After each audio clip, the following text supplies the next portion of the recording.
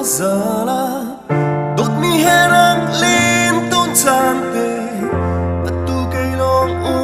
har lì leng y cần rất lên nang giá làm thua na cục chi na long in ăn lên đi đổ tu ngây long in cây long cà va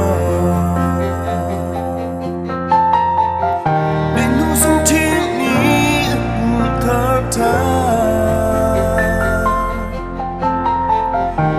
kia chân câu tốt nhớ kể xin rất tiếc thấy in hấu và ngại lâu tốt na biết sung can hơi đi lại cần khuất lang rong giá làm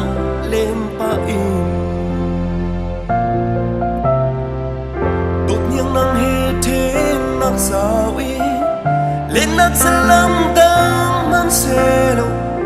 cần ý tốt nát tuôn gì bằng phép kín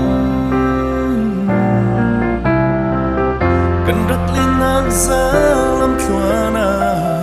tốt mi hè long in lên ư gì hầu vang ngày lâu giá